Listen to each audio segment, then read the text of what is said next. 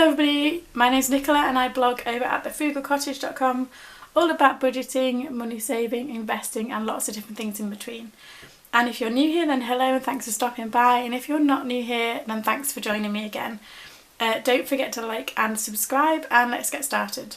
So it's another Sunday, which means it's another budget update and cash envelope stuffing video. This week's been a bit strange because I've been ill for the second half of the week, which means that I've basically been at home. I've not gone anywhere, and I suppose the silver lining to that is that I've not spent any money either.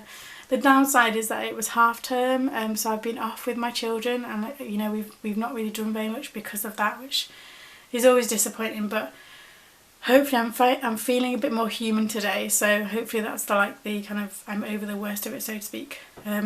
Always seems to get ill in the school holidays. I don't know if anyone else is the same, but there we go. So yeah, so I'll do my budget update first for you, so I'll just move those out of the way for now.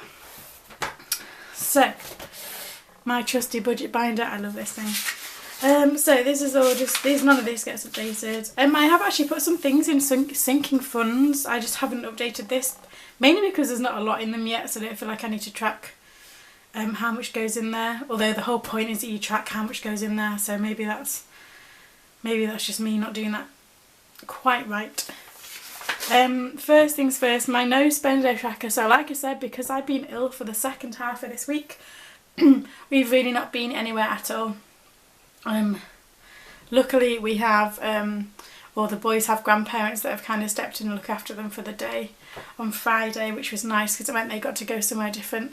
The first half of the week we were away at my parents', so that was nice as well. So it's been okay, but I hate being ill. I'm not a person who is good with being ill. I hate it. I'm really impatient. I get really fed up.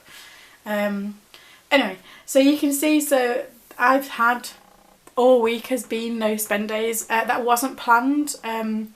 You know, when you're off work you expect to be doing stuff, going place and things, but we did do a couple of things at the start of the week, but my parents paid for that, which was nice. So that has meant that now I'm up to 1, 2, 3, 4, 5, 6, 7, 8, 9, 10, 11, 12, 13, 14. I'm up to 16 out of the 18, which is my target, if you can see down there.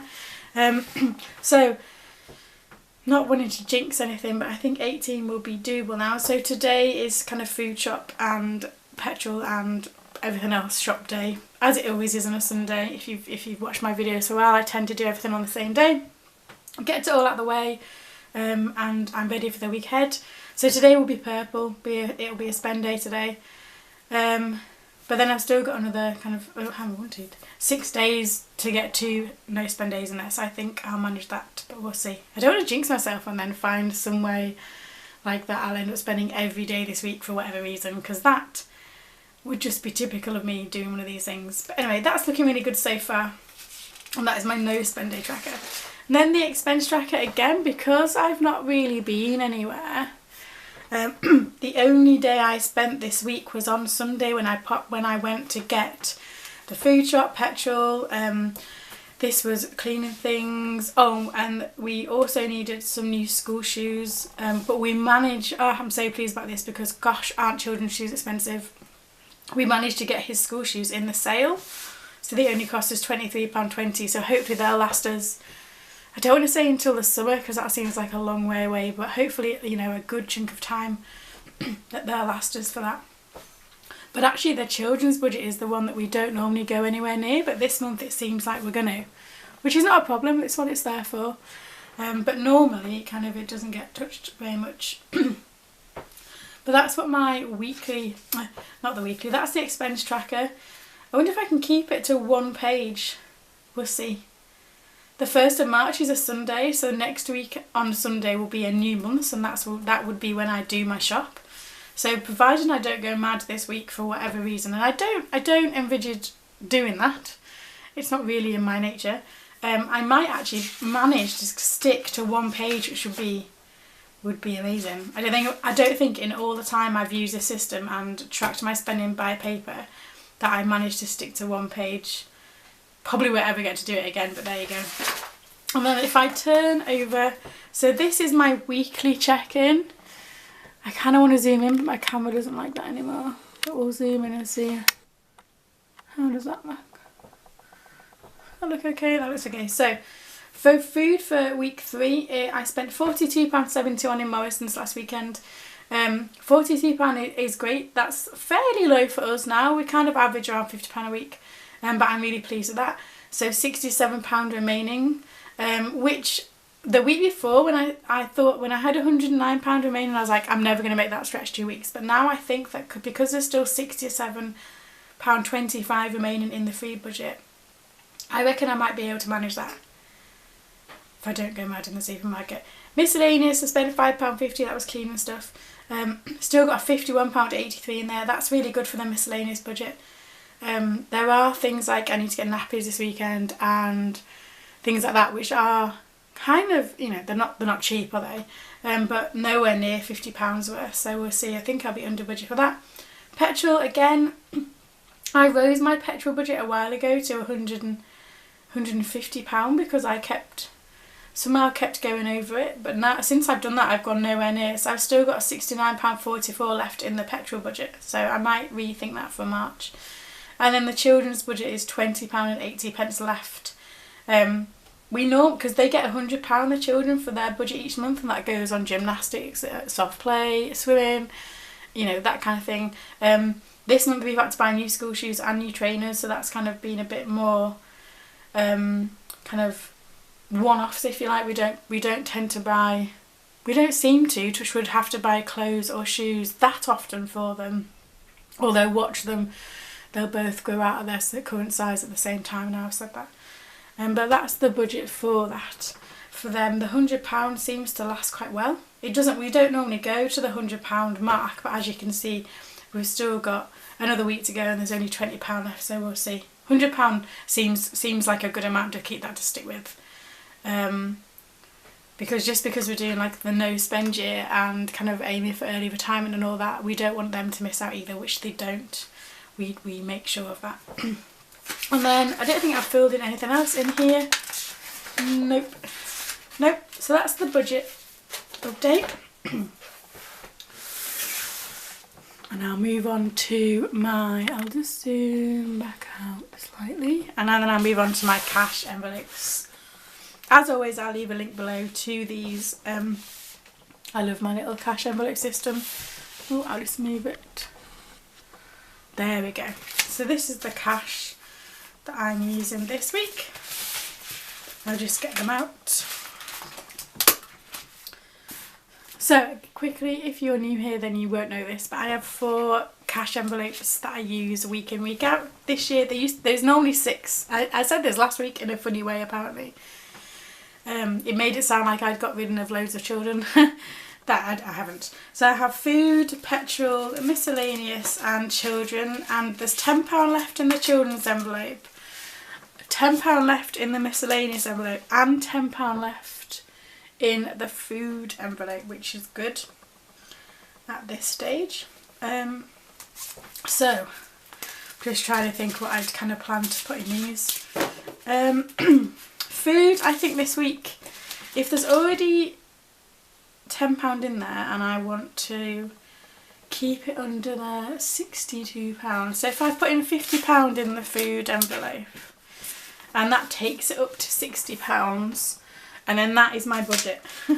And that really means I can't go over it, and then I should be able to stick to that for the week.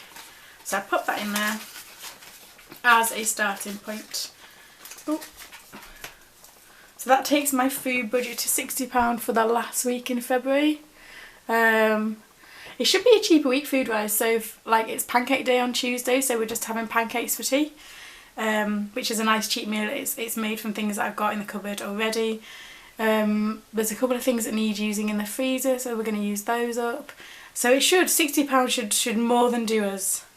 But I've said that before and then gone way over, so we'll see how that goes. So £60 is in there. I've added £50 and there was £10 left over. Petrol, as always. Now this is a problem when you go to the cash point rather than the bank. Petrol's going to have to be £40. That's okay, I'll just get a change I suppose. Because I've only got £20 notes left. So if I put £40 in the petrol envelope, pop that in there. I won't spend £40. The car is not, it's nowhere near empty. I think it's about half full, the tank. Now someone asked me about this the other day about petrol, and if I, am I one of these people that let it go really low, or do I fill it up? Now, I have got better about this, but I am someone who does not like in any circumstance to let the petrol go really low. I can count on one hand, I think, the amount of times I've driven with the red light on. Like, that's a proper, nope, it's a proper stress thing for me. So I tend to actually, rightly or wrongly, I don't know if this is good or not, I tend to just fill the car up on a weekly basis, regardless of where it's got to. So that I start on a Monday with a full tank of petrol, we've got a full fridge and freezer, and I kind of set up for the week ahead. So I do tend to, with the petrol, fill it up on a Sunday, like to full. And it rarely gets kind of below, I don't know, quarter of a tank-ish. If it's getting towards the red light zone, so to speak, when the red light pings on because you're getting towards an empty tank, that's unusual for me. And that does come down to planning, but also it's just, I'm just not a fan of letting it do that. My husband, on the other hand, would quite happily drive around with the red light on and push it to its limit, but I am so not like that. Please tell me I'm not the only one who does not enjoy that experience. I think you're either one of two, so you either don't care if the red light is on or not, or like you just don't go anywhere near it. Anyway, so petrol, going back on track, petrol is £40 in there.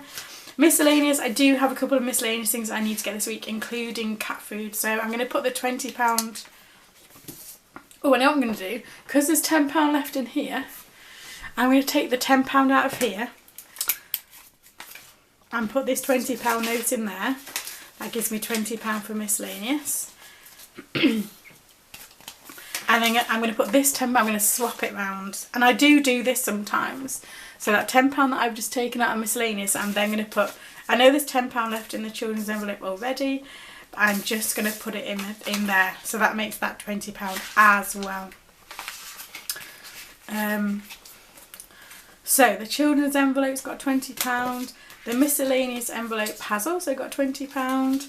Petrol has got 40, and food has got 60. And they are my cash envelope amounts for the last week in February, which is slightly hard to believe. I feel like February's gone a lot quicker than January, but there you go. I'm hoping to stick with these. I'll leave a link below to the planner and the binder and the envelopes. This setup, I go on about this all the time, and it's because I could talk about it all the time. This setup has absolutely transformed our finances. But yeah, that's it. Don't forget to like and subscribe, and thanks for watching, and I will see you again very soon.